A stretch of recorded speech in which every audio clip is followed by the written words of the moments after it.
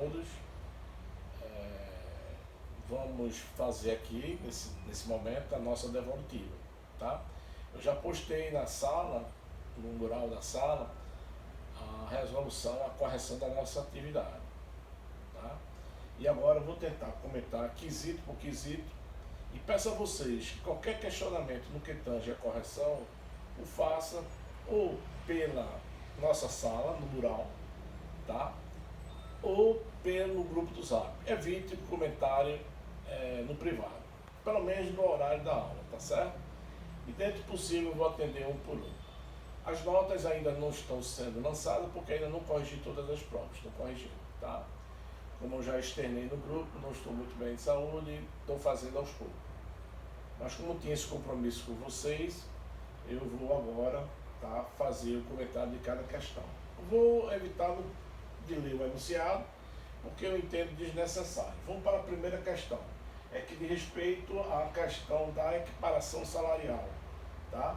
O seu rinossoro, a Sebrofina e Milanta Plus estão pleiteando que a empresa aplique o adicional de horas extras no percentual de 70% sobre as horas extraordinárias realizada pelo mesmo, se baseando na convenção da categoria, no caso interna.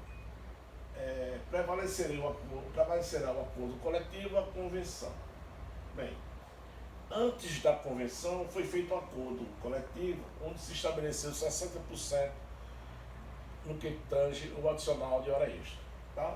Posteriormente veio a convenção e estabeleceu 70%. Então o que é que o avaliador está querendo saber? Se vai prevalecer o acordo coletivo ou a convenção. Vamos fazer um breve comentário que a partir da reforma trabalhista, do dia 11 de 11 de 2017, foram introduzidas importantes mudanças no direito do trabalho. Tá? Em especial foi introduzida uma nova sistemática quanto às matérias regradas pelo acordo e convenções coletivas. A partir de então, conforme o artigo 611-A, a convenção coletiva e o acordo coletivo de trabalho tem prevalência sobre a lei quando dispuserem sobre a matéria que não seja expressamente vedada na CLT. Então, o que não for vedado pela CLT e pela própria Constituição, vai prevalecer o acordo coletivo e as convenções. Mas quando se trata de convenção e acordo? Bem, a convenção é um instrumento, lógico, mais forte do que o acordo. Todavia, o acordo já serve para o quê? Para se fazer um ajuste daquilo que não está sendo possível de cumprir pela empresa, tá? Então, aquilo que não está sendo possível de cumprir pela empresa, no que diz respeito a uma determinação da convenção ou do dissídio coletivo, então se faz o acordo para se fazer esse ajuste, tá certo?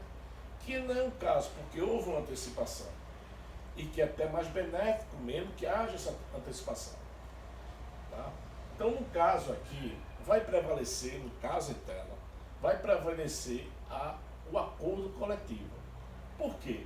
Se houvesse um requerimento das partes no que tange a substituição de toda a convenção pelo acordo coletivo, tudo bem, o pleito seria favorável às partes no que tange a substituição da convenção pela convenção. Mas a pergunta é bem específica, no que tange ao adicional de hora extra. Então, no que tange ao adicional de hora extra, vai prevalecer a convenção, tá certo? Então, isso é o que ficou determinado, inclusive já tem algumas jurisprudências que tem esse entendimento, tá? Então, a partir da reforma trabalhista, por isso o critério de especificidade como solução do conflito das normas, pelo que restou alterada a redação do artigo 620 da CLT, estabelecendo em definitivo que o acordo coletivo de trabalho sempre prevalecerá sobre a convenção coletiva do trabalho, principalmente no que tange a cláusula. Tá? Então, em conclusão, a partir da reforma trabalhista, a empresa e os sindicatos ganharam mais autonomia para regularem as relações entre si, de forma a fazer valer as cláusulas nos instrumentos coletivos, que melhor atendem os interesses de ambas as partes.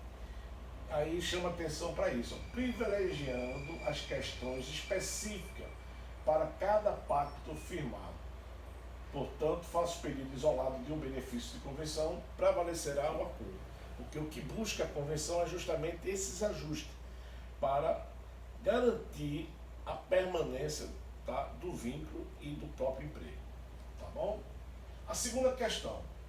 Rinosoro e a Sebrofina e Milantratus pleiteiam o adicional de insalubridade face aos ruídos das máquinas acima nos limites de tolerância. A alegação da empresa é que ela desenvolveu um programa para eliminar e neutralizar esses ruídos e qualquer risco à saúde do trabalhador. Mas isso só não basta. Então esse é um tipo de pergunta, um tipo de questão aberta. Então cabe-se fazer uma análise. Pelo lado do trabalhador, ele poderia pleitear esse adicional de salubridade, pedindo inclusive a perícia, porque a perícia técnica determinada pela justiça é que vai determinar se é ou não devido esse adicional de salubridade. Tá certo? Lógico, pelo lado da empresa, ele vai sustentar a tese de que fez um programa, iria mostrar esse programa, todos os documentos possíveis, mas não seria ainda suficiente para garantir a isenção de pagamento da insalubridade por parte da empresa. Tá? Então, é uma pergunta aberta, a gente não pode definir a resposta, a gente tem que expor as alegações, tá? Expor as alegações e fazer as nossas conclusões, tá, dentro do nosso pensamento. Tá? Então, no caso em tela, deve ser providenciada uma perícia técnica determinada pela Justiça após pleito dos interessados, para se constatar se realmente houve a neutralização da ação dos agentes nocivos à saúde. Tá? Essa é uma tese se você tiver pelo lado dos trabalhadores. Terceira questão.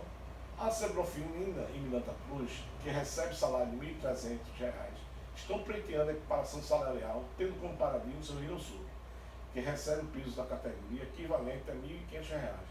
Procede o pleito de Sebrofina e Milantratus, justifica. Então a gente tem que ver, primeiro, né, a equiparação salarial demanda uma série de requisitos. Entre eles, a identidade de função. Não se deve confundir função com cargo, já que há empregados com o mesmo cargo e função diferente. Exemplo, professor universitário e o professor primário têm o mesmo cargo, mas a função e atribuições são diferentes. Porque, como é o caso também do professor no ensino médio e do ensino fundamental. Estou dando exemplo, professor, que é onde eu atuo mais, tá? Que o serviço seja de igual valor, aquele prestado com igual produtividade e a mesma perfeição técnica. Qual o serviço seja prestado ao mesmo empregador? Conceitua o artigo 2º, que o serviço seja prestado ao mesmo servidor, ao mesmo empregador, conceituado pelo artigo 2º da CLT. Que o serviço seja prestado na mesma localidade, compreende o mesmo município, já que as condições locais podem influir no desenvolvimento da remuneração, do desenvolvimento da remuneração. Que não haja diferença do tempo de serviço entre empregados da mesma função superior a 2 anos. Se o tempo de serviço da função for superior a 2 anos, e possibilita a equiparação. Então é sobre esse requisito que nós nos prendemos para responder a nossa questão. O enunciado não fornece elementos suficientes para se constatar a identidade de função. Houve vários questionamentos no dia da atividade. Qual a função é a mesma? O enunciado não diz. Essa pergunta é aberta, faça a sua análise. Lembra disso?